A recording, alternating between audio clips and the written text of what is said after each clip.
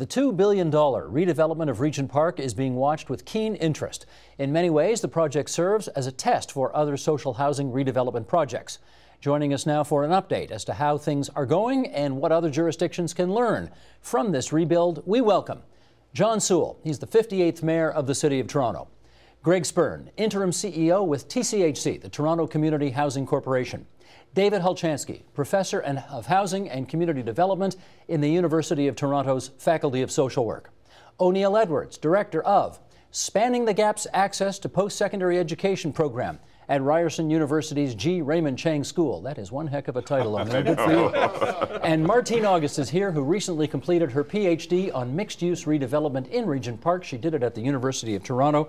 Martine, nice to have you back on the program. To the others, we welcome you back, you too for the first time. Nice to have you here. Let's just, because lots of our viewers don't live in the City of Toronto, and we want to give them a little bit of the background they will need to understand this discussion.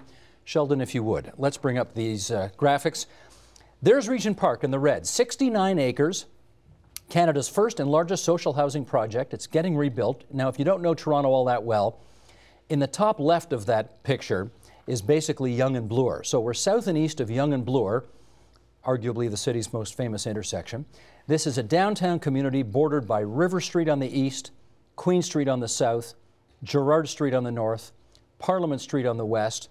We're now going to show you some of the pictures of Regent Park before the rebuild took place. This is a 1972 aerial shot. Then let's go back even further. That's 1955 street level. And then that kind of looks cool, actually, that graffiti, but the building behind it, not so much.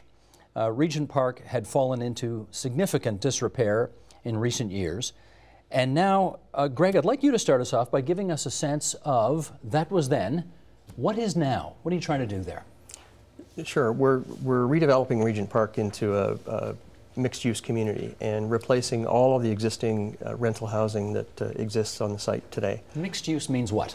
Mixed use is condominiums, commercial retail for residents to use and enjoy, and some office as well. And the thinking behind this being it needs redeveloping because?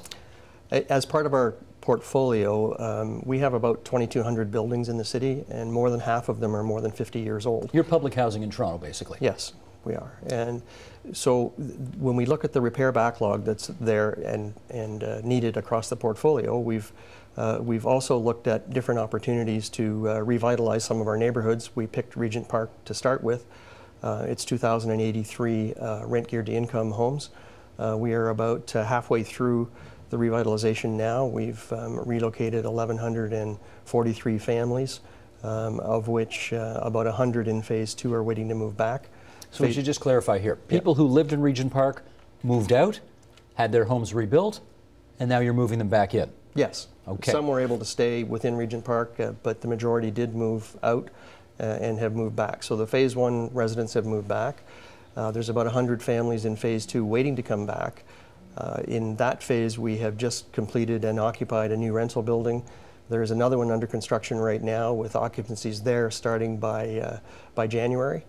There's also some private sector condominium development happening in Phase 2. So we're about halfway through Phase 2. And there's the Daniel Spectrum, which is a sort of an artsplex, a space for lots of artistic and cultural endeavors going on there. Yes. This is more than just homes, right? There are all sorts of amenities going in? There's lots of amenities that weren't there before, with the aquatic center that was funded by the province and the feds. There's a new Central Park, 6 acres, that just opened this summer. And then there's the Regent Park Athletic Grounds that are under construction right now in Phase 3 to deliver next year. And after it's all said and done, $2 billion worth of redevelopment, what year will it be? Depends on market circumstances and the pace of development, but certainly in Phase 3, our objective is to build 900 more replacement housing in the next 4 years. Okay. That's the background. Let's give you a touch more background, and then we'll get into it here with our other guests as well.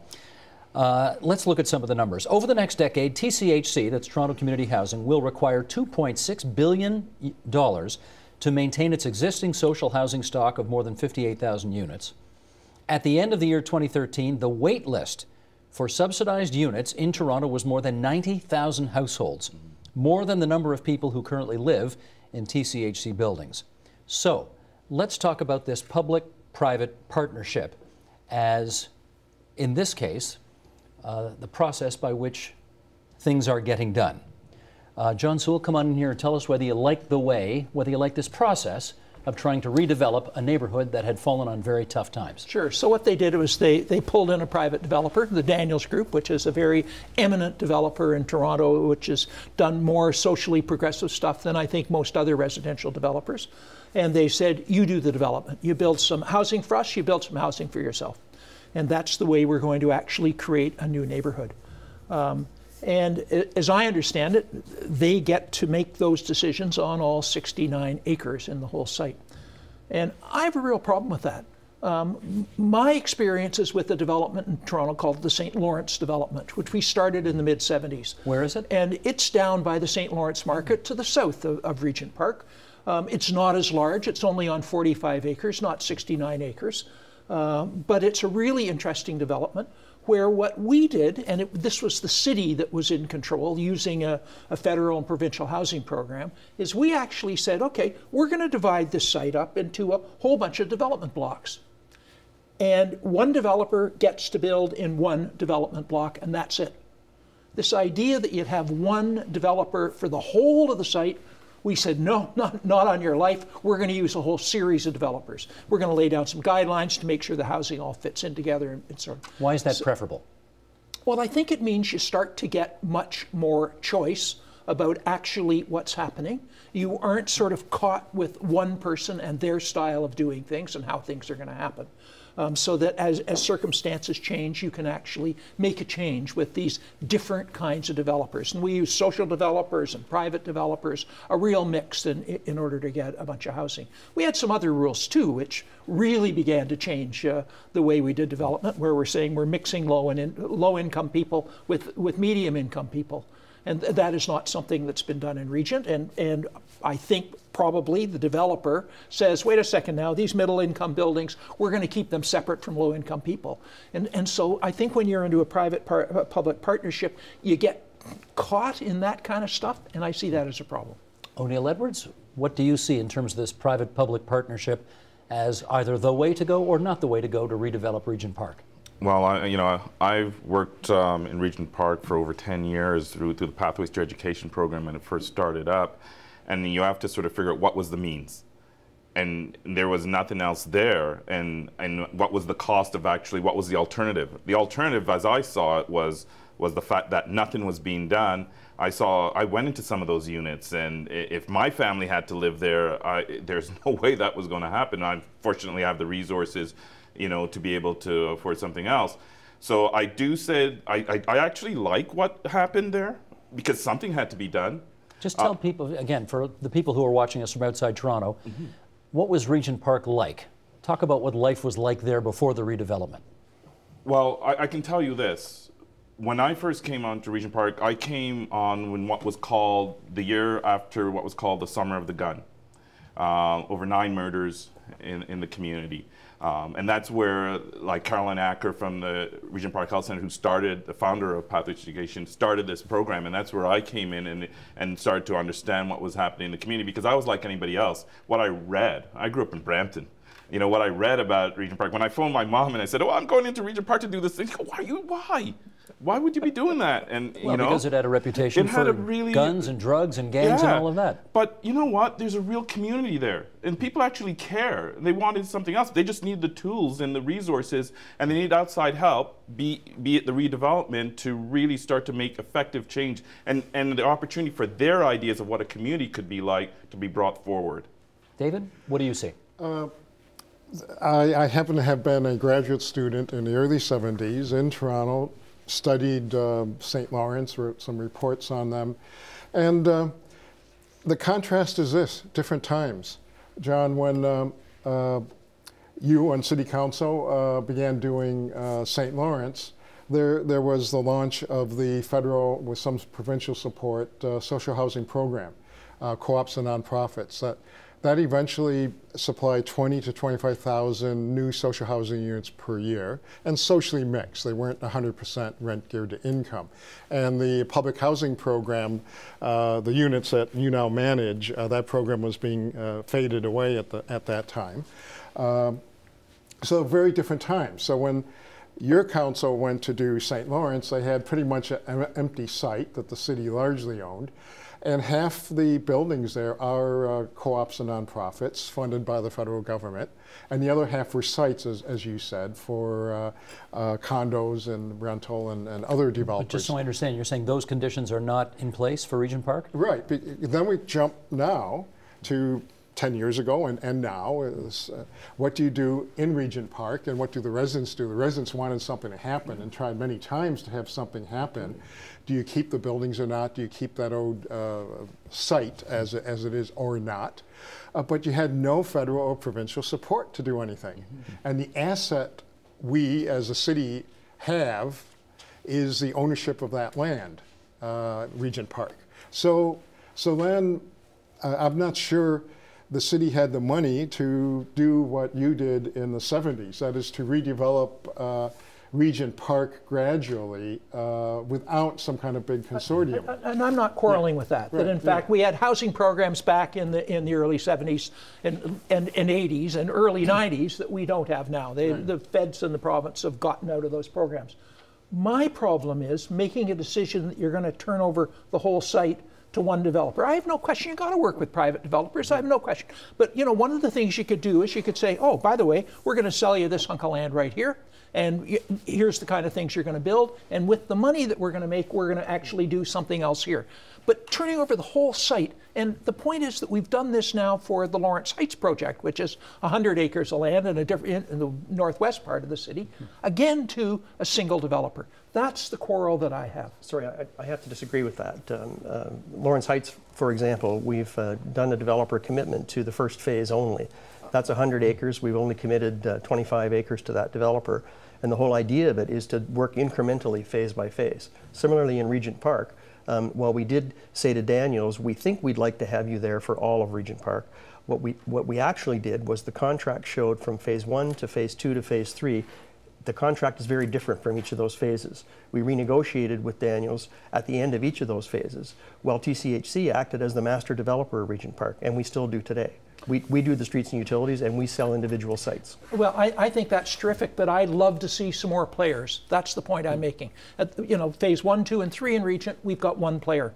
So I get what you're saying. The counterpoint to that is that I don't believe that we would have the Daniels Spectrum today if we didn't have a greater commitment to the Daniels Corporation, because that economy of scale allowed them to raise the funds to make that facility happen. So there's always a tough balancing act between how do you bring in multiple different developers, or do you commit to one that allows them that scale to be able to deliver on those fantastic facilities. Speaking of more players, I have to let the fifth player in here. Martine, you've been very patient and waiting for your time here.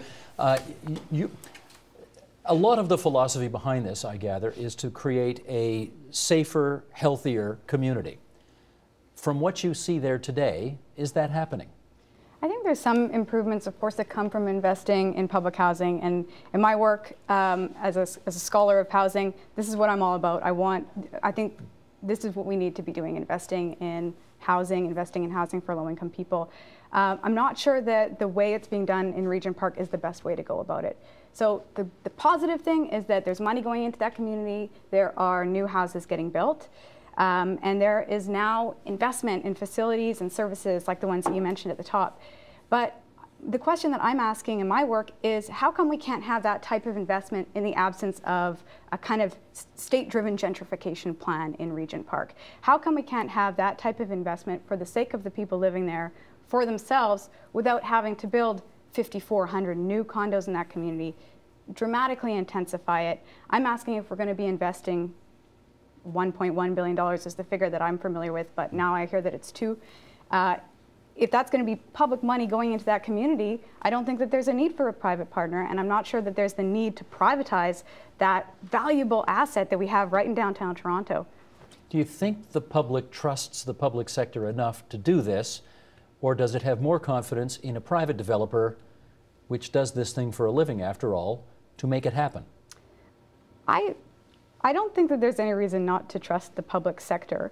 It's unfortunate that we've had, I mean, David kind of mentioned this, we've had decades and decades of underfunding public housing. And this is a result of decisions that have been made by all orders of government. So in the early 90s, the federal government devolved responsibility for housing to the provinces. And in Ontario, the Harris government then further devolved that to municipalities.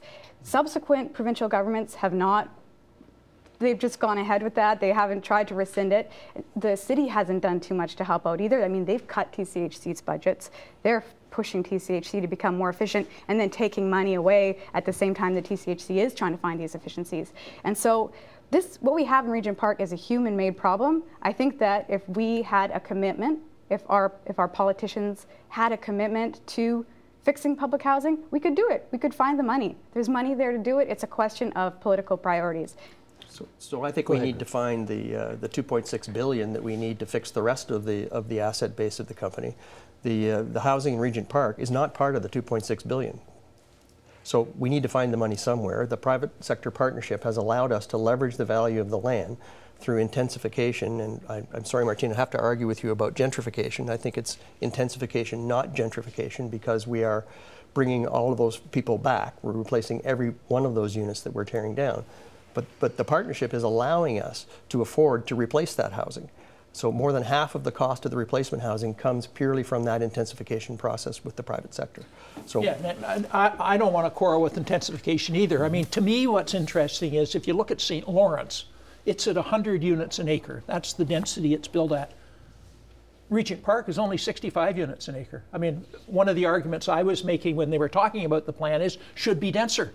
I don't have any problem with that. No, I wanted it more dense in order to significantly increase the amount of affordable housing, which they haven't done. In fact, on site, we're going to reduce the amount of affordable housing on site. That's to me is a big, big problem.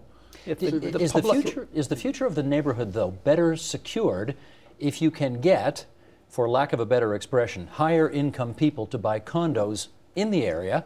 Does that help ensure its survivability as a community? Well, I mean, it depends what kind of a community you're talking about. I mean, if you're talking about a community of low-income people, the answer would be no. It's not it's not helping them. And in fact, that is the case in Regent, that we're getting less housing for low-income people than we had before. And that's a problem. And you know, and I think it's an economic problem. I'm not going to quarrel that we've got some financial problems. I would have made some different financial choices, but we have financial problems. And I think City Council is as much to blame as anybody else on this. We just literally haven't put the money in. But I think there are other ways of doing things. You wanted to add, O'Neill? You know what, I always find it interesting. Look at the juxtaposition of Liberty Village, which is a strictly market-driven community, which was Parkdale, that was annexed. That's, again, for the people living outside Toronto, that's near the CNE. That's near the CNE. It was industrial land, and how that intensification and what was built up and the resources that are built up for that community, transit's a whole other issue.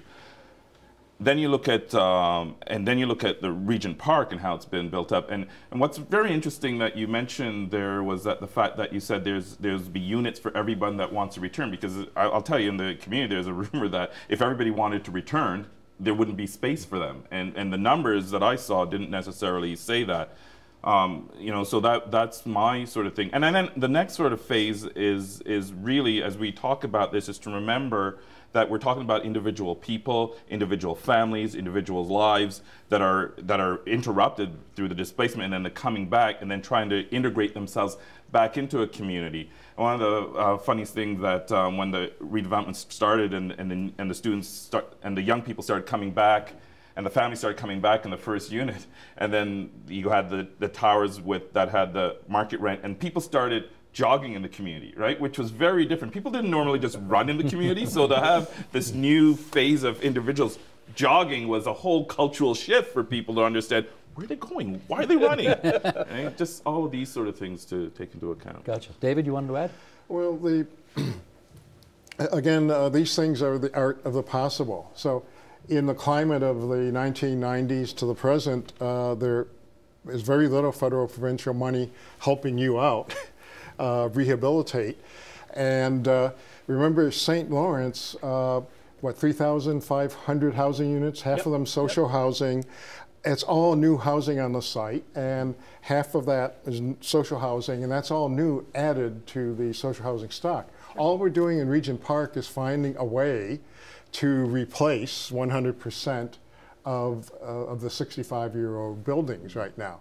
We're not adding any social housing, which is one of your points, but we're not doing it. You know, it's a missed opportunity. I totally agree, but we're not doing it because there's no money there to do it with. The city can't do it, right? I suspect there would be mechanisms to do it. I mean, we have. It's not as though we don't have experience on this. We did redevelop the public housing site just to the east of Regent Park, which is called Don Mount, which people don't seem to remember, but it's literally across the Don River between Queen and Dundas Street.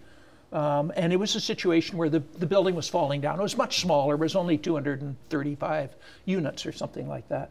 But in that development, we actually got 235 units of affordable rent-geared to income housing built, as well as private sector housing.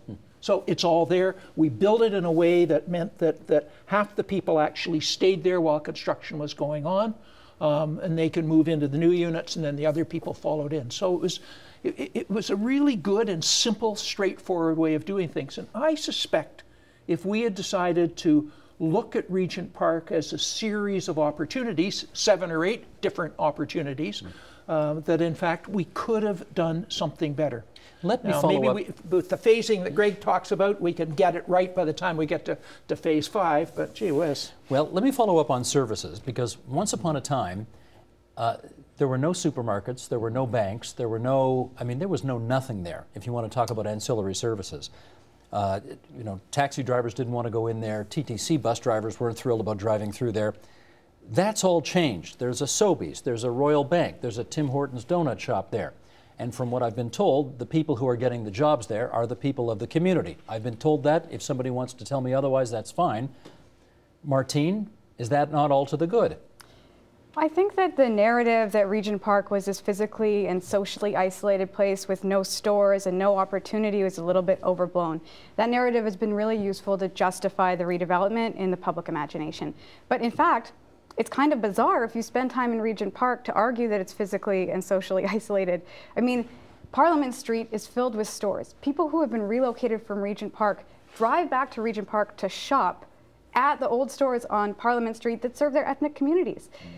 Regent Park has a streetcar line going through it on Dundas, and north of it on Gerrard, and a Parliament bus that goes right up the other side. It's really well connected. And in my interviews with people, when I ask them, what do you think about your community? What are some things you like, some things you dislike? One of the big things people liked was how accessible that community was. They could walk to the Eaton Centre, Canada's biggest mall, in 10 minutes. And so this story that the area had nothing in it, I think was missing the reality for a lot of people there. I hear you, but let me follow up with this. The homes kind of faced in, and there weren't streets that went through Regent Park. It was, in a way, a block that was, I mean, am I wrong about this? It was kind of cut off from the rest of the city. I mean, two 30-acre blocks, but north and south of Dundas.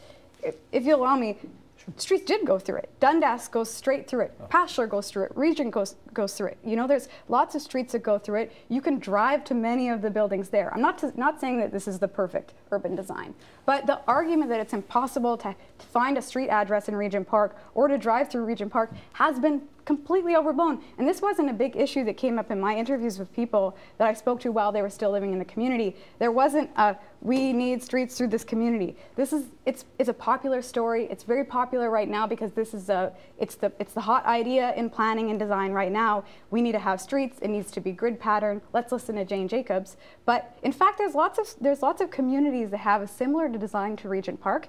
That we aren't arguing are physically isolated, if you'll just allow me to finish. If you drive to a suburban community in Toronto, I mean, how many people can walk to a store within 5 or 10 minutes? They're failures too. I mean, don't use the suburbs as the example of good design.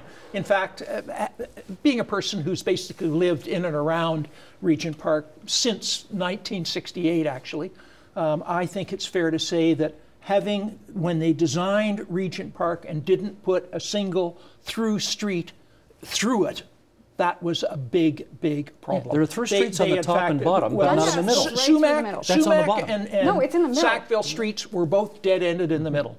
And so it was, and You know, the thing about streets is they provide a natural way for people to look at each other. And you know, you walk home and there's a street and you can see what's going on, and so there's a safety about it. And that basic element of safety was not there. Is it and now? in fact, it was true in a lot of public housing projects that there was that same major problem. It was a style of design after the Second World War. The change is clearly to put in streets. Oh no, what's nice about the new Regent design is it's all based on street system. Every building faces onto a street. You got main doors facing onto streets. That is much better in terms of public safety. Would you agree, O'Neill? I would definitely agree. I remember we used to walk around and we used to do what's called with citizens there safety audits. And because of the design of it, like you said, it's more airy now that you could get to a space and what would happen they would throw stones at the lights, and when the lights are blown out and in the dark, then that whole spot is just one dark zone. And unfortunately, there were bad elements there. And so there are bad elements everywhere who try and take advantage of it, but you can design it so it's hard for them to take advantage. Yeah. Well, you know, I'm going to leave that part of it, but yeah, I mean, there was some bad elements. We know everything. One thing happens, and we got to be careful in regards to when we say when certain things happen, because you know you watch different channels on TV and it's the same thing being reported over and over again. And when, like Martine said, when you ask the community how safe do they feel, well, you know what, they felt that they knew the people. It wasn't like some stranger that they didn't know what was going on. And then to have individuals, you know, the students call them the loafer people. They come in with their nice pants and their nice loafers that they would never wear, and then they make decisions about how and they're going to live and what to expect. Let me pick up on that. Greg, I want to go to you first on this, because the issue of how much influence residents have had in the redevelopment and frankly, in the course of their lives, going back a decade and going forward a decade before this thing is done. How much influence have they had? Revitalization of Regent Park started with the residents. They wanted something to happen, as was said earlier. We've collaborated with the residents every step of the way. Even this year, we did a count before I came down this morning, because I know we've been talking to the residents a lot. In this year alone, we've knocked on every door in Regent Park 28 times. We being TCHC officials? TCHC. This year, to bring people out to consult on the athletic grounds, to consult on the latest phase of development, to consult on the difficulties of relocation. And the engagement of the residents is central to us. That's the start of the process. Do I have this right? Maple Leaf Sports and Entertainment is building? Maple Leaf Sports and Entertainment has partnered with us on the athletic grounds. They're putting about $4 million of capital into building that athletic grounds. For free? They're giving it over? They are, and it is a public park, will be a public park. And they're also contributing significant operating money every year to operate it and reach out to the kids of Regent Park to have programs for them to use. It's a fantastic partnership that we'd like to replicate elsewhere. David, what would you say about the influence residents have in making all of what's happening happen? What I recall, and John will know better, I think this is sort of the third attempt by residents to have something happen. I saw a documentary, you're featured in it, and nothing happened. It was an attempt to redevelop in a way. But it did start with the residents. And then you confront a reality. So one of the things I learned studying St. Lawrence, and why I think St. Lawrence, most people would say, was very successful after 30, 40 years, is because so many people were at the table. So there's always going to be compromises. St. Jamestown, which is a cluster of housing just north of Regent Park a little bit, was built in the 60s by one developer who had a friendly council at that time before John was on it or David Crombie was on it. And they bulldozed everything and put up similar towers without too many amenities and all that. So we've learned through the years how to do things. And anyways, St. Jamestown was one planner, one company maximizing things. There wasn't any compromise there. Not right? the way to do things. Yeah, right. Yeah. And so you have more people at the table. So that's what the new Regent Park is a product of. So we can discuss the ideal, but we're still stuck with no senior government money. we're stuck with 65-year-old housing at a very low density, and how to redevelop it. So yeah, we're going to learn lessons from it. We're hearing some of the lessons here, but I think it was a pretty smart thing to do, to take the fact that the land was city-owned, and the city is managing this, and the city worked out the agreements with the main developer there. That's all negotiated, so whether it should have been smaller packages or not is something to think about. John? Well, I mean, I agree. There's been a lot of consultation about Regent. I don't happen to think it's been very effective. I was there as one of the people who was at City Council when the plan was going forward for approval. This must be 10 years ago now. Long. I was young. And anyway, there were 12 individuals and groups speaking in opposition to the plan. Most of them were local. And I think the problem was that in the process that the Toronto Community Housing Company used, they were trying to sell people on what should happen, as opposed to saying, how do we make these people strong so they can tell us what they want? What was the nature of their concern? Well, they were saying, first of all, you know, there's 2,100 units of affordable, rent geared to income housing here now, and the plan said we're only going to get 1,500 on site. It's been changed a bit now, but that was the original plan. A reduction of a third of the, they said, we'd like some housing that we're going to be able to buy. We're low-income people, figure out how we can do it. And have they? And 15. Well, there are some units that the Daniels Group has worked out some kind of an arrangements on that.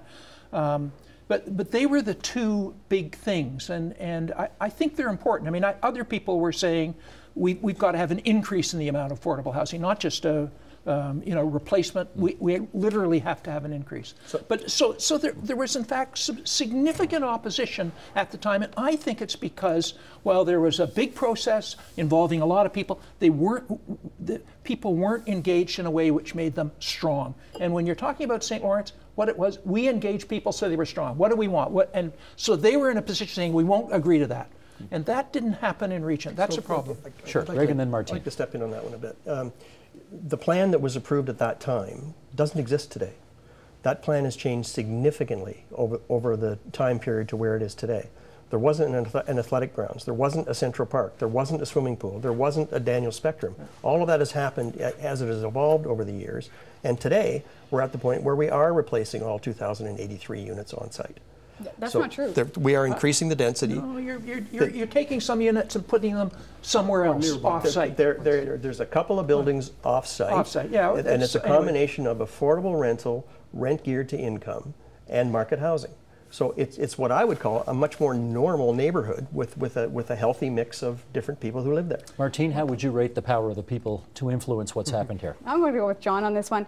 I think that TCHC has done a good job marketing redevelopment as something that's very tenant-driven. And I do think that there has been a lot of consultation, but there's a difference between telling people information and actually taking their input, and then using that to shape the plan. I mean, the big questions about this plan were asked and answered in advance. I mean, when the planners came in to write the 2002 plan, they were already told the buildings are coming down, it's going to be mixed income. Those questions weren't put to the tenants. And then this plan has subsequently changed so much from that plan at the beginning, the one that we're told that everybody consented to. It's changed so much in the ways that Greg has mentioned. It's also changed in that off-site redevelopment was added after the plan was approved, and that includes, 266 rent geared to income units where people are being displaced into off-site buildings. The phasing has changed multiple times such that people don't know when they're going to be leaving, when they're going to be coming back. This creates a tremendous amount of stress. The number of buildings getting knocked down every phase. It was supposed to be only 200 per phase. 800 went in the first 2 phases. So the plan has changed for the worse in your view? It's changed dramatically, in some ways for the worse. And I mean, the athletics grounds are great. The money that came in for the Arts and Cultural Center is great. But things like dramatically increasing the number of condos. So when that first plan dropped, 2,400 condos were meant to come into Regent Park, 2,400. Now it's 5,400, 3,000 additional condos. And speaking of consultation, tenants weren't asked what they thought about that. That was announced to them about a year after the decision was made. Is that good though for 5,400 units there? I mean, it does suggest it's a more popular destination. It suggests that there's going to be more higher income people coming into that land that was formerly reserved for public housing. It suggests that the gentrification in that community is much more intense, and it suggests that more public land is being sold off for private profit. Let me get O'Neill on the issue of public consultation. Well, I was there when when the young people were asked about what it is that they would like to see, and then their families were asked what it is that they would like to see. You know, and all the things that have come to fruition was part of that. My main thing here, though, as we talk about consultation and all the things that we've talked about, everything, is to sort of throw it out there. You know, what's the goal of public housing? I mean, beyond just housing people, what's the goal of public housing?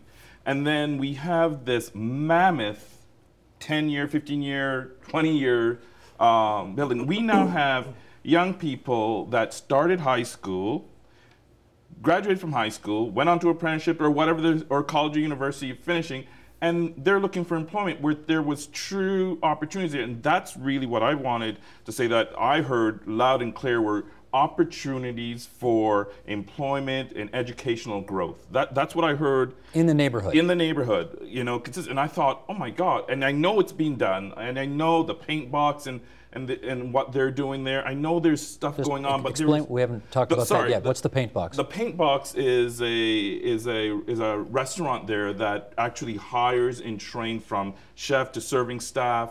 And makes unbelievable good food, so please go out there and support it. Yeah, and jazz on Saturday nights. So you've been. But there is, you know, when you peel back the curtain, there is a lot more that I think could have been done. There's a lot more opportunities. There's still people looking for opportunities, and you know, if we're talking here lessons learned, and what's the loop and the feedback that truly you can go and implement when you do this in Lawrence Heights. Should be really taken a look at. But that's really what I wanted to focus on, because, you know, we're here talking, and the residents, we're sort of speaking for them at some times here, and you know, their voice should be heard, and I can only speak from what I've Can I try heard. this? Speaking of hearing the voice of residents, I do recall reading in my Toronto Daily Star, as it used to be called, several months ago, that there was a survey done of residents who had moved out, had their homes rebuilt, and then moved back in. And they were asked, what do you think? And 83% of them gave, you know, the mark of an A. Now that suggests, to me anyway, that people, Martine, seem pretty happy with what they're moving back into. Not the case? Well, I think, so for my research, I did my dissertation research on Regent Park, also on Don Mount, which John mentioned earlier. And in Regent Park, I spoke to people while they were living in their old homes before moving out in advance of phase 2. I also had the chance to speak to people when they'd returned to their new homes in phase 1. And there was indeed a lot of satisfaction. People were moving back into brand new homes. About 60% of the people I spoke to were happy with their homes. Okay? But about 40% either had mixed feelings or were critical of the homes, which I was surprised about, because these were brand new homes. And as we've heard, the old homes in Regent Park were underfunded and neglected for maintenance and all of these things. What didn't they like about the homes they'd moved back into? So the number one thing they liked is that they were new and fresh and clean. The second thing that came up in my interviews was the negative comment about the quality of the construction. So people were frustrated because they said, you know, that old building, that was strong. It came up in so many interviews. But these new buildings, they're flimsy. Things are falling apart already, and we worry about where they're going to be in 5 years, 10 years down the road, especially because, as we know, there's not more money going into operating. This is a one-time injection of cash that's coming from the sale of the homes. And so this is a big concern that people have. They don't like living in buildings that they feel to be way smaller, because the units are quite a bit smaller. They had to get new furniture. It's quite expensive, had to throw things out, and then are squeezed into these tight spaces. They're built in a way that's to code, but it's a little bit less strong. Greg, you want to comment on that? My information is that the quality of construction is very good on our replacement housing. We use the same general contractor. We use the same trades as for the market condos. So I believe that the housing is good. We get LEED Gold certification for all of those buildings. And I agree with Martine that the units are smaller. But that's what's happening in the marketplace generally as well. The large units that were built in the 50s and 60s, they're not affordable to build anymore. Okay. The economic reality, though, is we don't have the money to replace this housing. So while there are lots of lessons learned, and I look forward to many of those lessons. I know, Martine, you're advising some master's students today. I really look forward to that report so that we can learn more as we move to our next revitalizations. But the bottom line is, we need the money to replace that housing or to fix it up. O'Neill, I want to follow up on your, what'd you call them, loafers? The people who come in with the fancy penny loafer shoes? A sort of an us versus them situation here. And I want to read something, again, that was in the Toronto Star a couple of years ago. These were some comments that young people in the area told the reporter for the Toronto Star. They look at us as if we're animals, was one of the quotes. There's a division there, like there's a clear division in terms of us and them. Do I like them? That's a good question. I have no clue. I haven't seen them. They run to work in the morning and they come back at night. They live different lives. Can you follow up on that and talk about whether there is now, with all of these market units that have come to be placed there, along with the subsidized housing that is now there, is there an us versus them in Regent Park now? Unfortunately, there is an underlying tension there. You know, what's really interesting, about a year ago, I was at this soiree, you know, young urban hip sort of people, and one of them was talking, oh man, I just got this sweet condo in Regent Park. You know, it's just how things have shifted. But then you go to the people who are coming back to this community, and yeah, there is a bit of, how are we going to work this out? What their priority is, I got to make sure my investment holds, that I get a return in my investment. Because he doesn't live there, he's just bought a unit for investment purposes.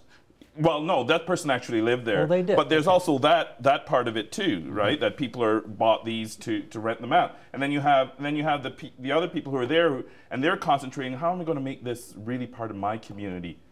How do I make my value grow of my investment? How do I make this really part of my community? Are they at odds? Some would say yes. John? Yeah, I think they probably are at odds, which is a problem.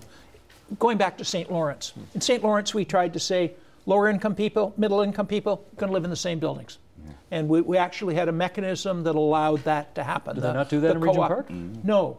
That's one of the big problems, that in fact, if you're a lower income tenant, on rent geared to income, you're living in a separate building.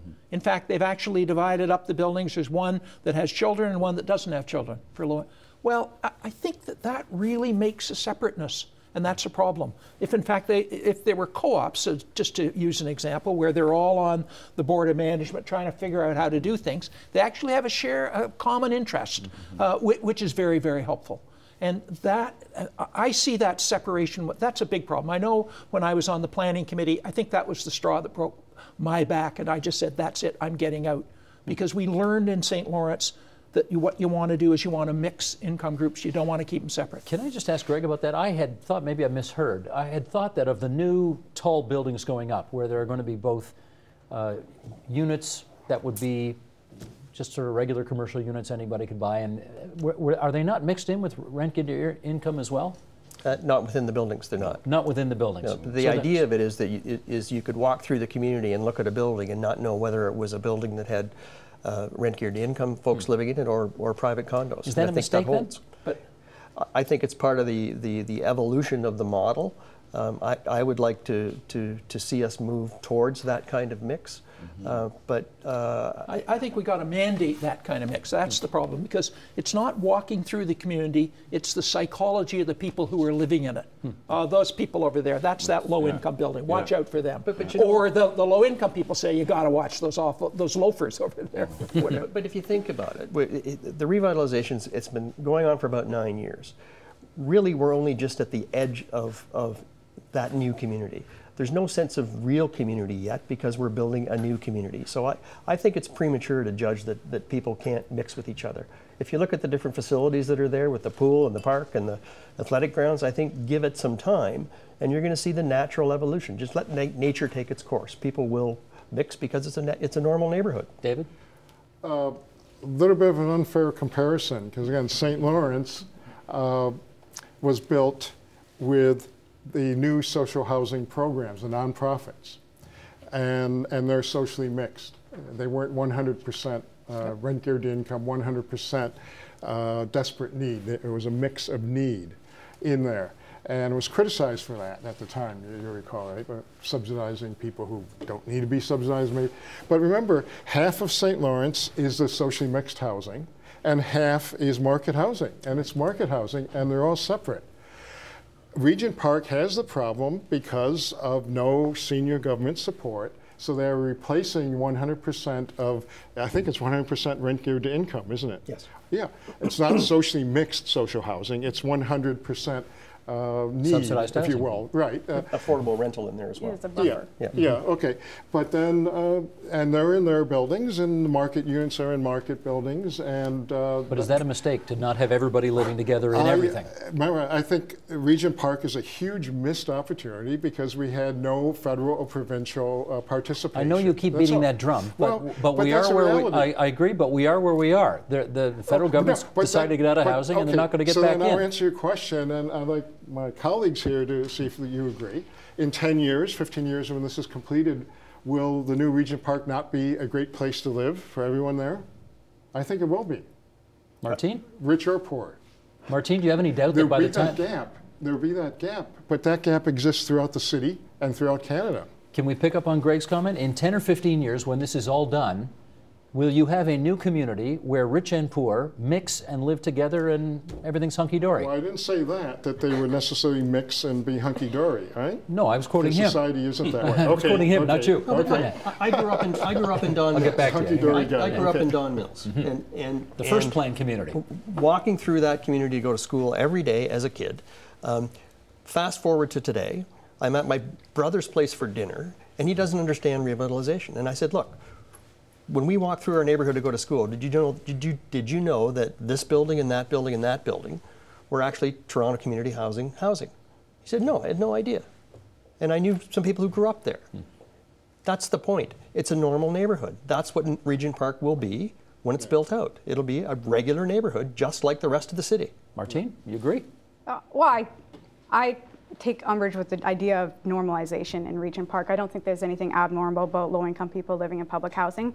And I think that the community had a lot of positive things about it, the people living there value that get overlooked in this rhetoric that stigmatizes Regent Park and that has been used to justify the redevelopment. So, I mean, I'm just, the language of normal, I think we got to be careful about. Is it going to be... I don't think he meant it as a pejorative, though, to say normal. You know? But the pejorative is what isn't normal, the abnormal thing that's being shifted into what is normal, which is privately owned, which is wealthier people. I don't think being poor makes you abnormal, and it certainly doesn't make you pathological in a way that you need this social influence of middle-class neighbors. No, but if I read between the lines, you object to the fact that better off people are going to move into this area. You would have preferred it stay a haven for lower income people? I mean, even the language of haven, like there's something there, right? So I don't think that there's anything unhealthy about having low-income people living in a community together. Of course not, but you seem to be saying there's something unhealthy about introducing higher income people to that mix. I'm saying that the language of social mix is always being used to justify bringing wealthier people into low-income neighborhoods. If we think that healthy neighborhoods are truly socially mixed neighborhoods, we would be building affordable housing all over the city, and then putting even more of it into Don Mills, building public housing in Rosedale. But the only time we ever talk about social mix is when it's used to justify gentrification in low-income communities, as it's being done in Regent Park. Gotcha. And so in answer to your question, is it going to be hunky-dory?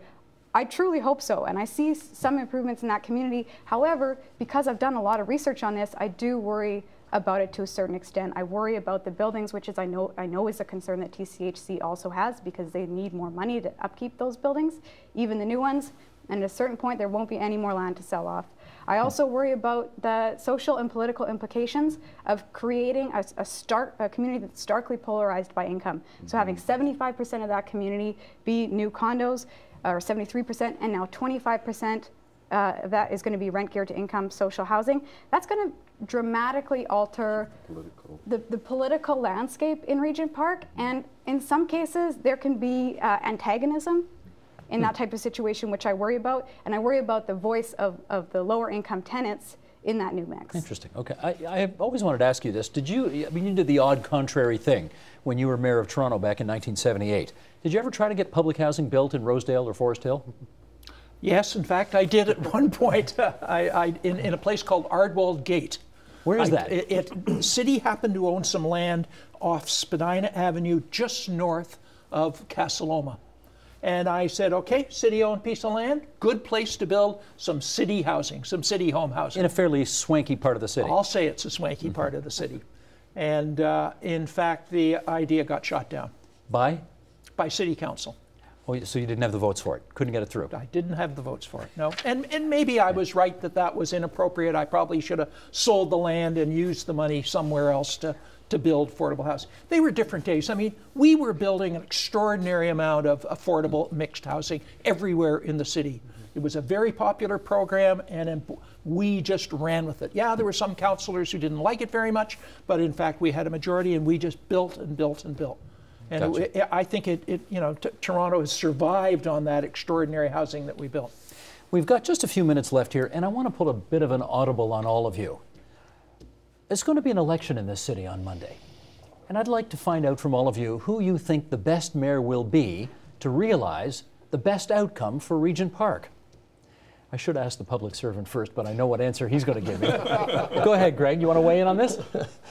No, but I will say that City Council unanimously voted in favor of a 10-year capital plan to fix our housing, and they voted unanimously to have us move forward with their third right away, $865 million. You're not going to give me a name, are you? We're in the middle of doing that right now, and what I'm seeing from all three mayoralty candidates is an open-mindedness and a willingness to continue with that commitment. Okay, I don't want to run out of time here, and I want to make sure everybody gets to speak. Martine, who's the best candidate of any of the 65, for that matter, who are running for mayor of Toronto, who can assure Regent Park's future in the way you'd like to see? Well, I would say, first of all, that the Fords have been really bad for public housing. We saw Mayor Ford trying to implement an austerity agenda and cutting TCHC's funding at the same time that he was going into buildings and pretending to help tenants. I think the Fords are bad news for public housing. I think Olivia Chow has a great plan for protecting tenants, so I would vote Olivia Chow. John Sewell. I'm also for Olivia on this one. I think she's been the clearest about saying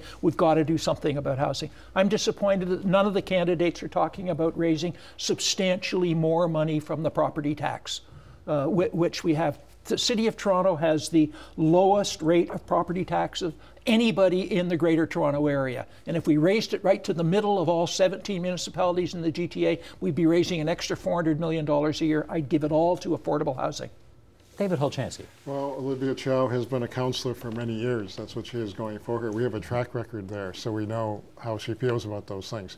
So a lot of the basics are locked in for Regent Park, but all the details, there's always details that one has to deal with. So I do think she would pay closer attention in a good way to those details on behalf of the residents. O'Neill Edwards. I think it's all about strategic voting at this point in time.